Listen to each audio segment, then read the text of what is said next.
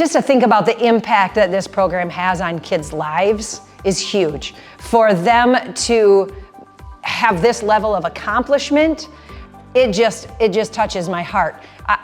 Our mentors just stand back and watch. These kids do all the work, but they're going up against robots from other schools.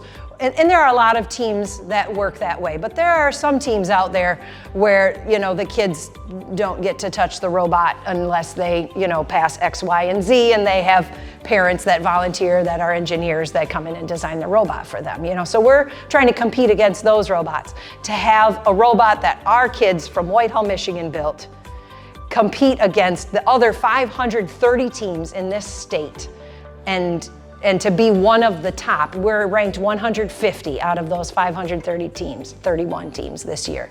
And to be able to go to a competition with them, it's just like, it's like saying, hey, you guys are actually awesome.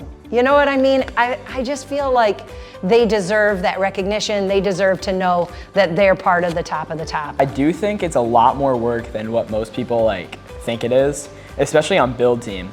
They're in here 3 to 4 days a week for 6 weeks just trying to get the robot done, if they can get it done by the time the competition happens. And I think that's overlooked a lot by people, is how much effort and time really goes into these things.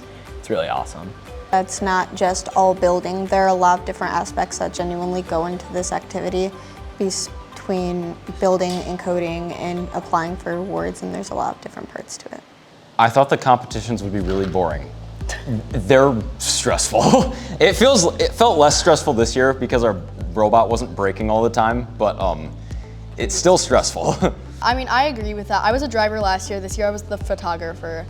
And I agree with the stressful part, but it's so, the competitions, there's so much work that gets put into the competitions, specifically at the competition day. I mean, there's kids scouting, there's kids taking pictures, there's the drivers, there's the human players, there's all of this work that goes into it so we can get the best result at the end. Every year we name our robot after a different shark. I'm trying to remember what this guy's name was from last year. I know 2 or 3 years ago it was Hammerhead. I think maybe this one was Mako, or maybe that was 2 years ago, but different types of sharks. And of course we look at, what is the function of the robot? What do certain features of the robot look like compared to other sharks in, in the wild? And so this year, because our robot is the smallest robot we've ever built, that's where the name Baby Shark came from. We're not just ripping off nursery school rhymes. We're constantly learning new things and learning how things are supposed to be going.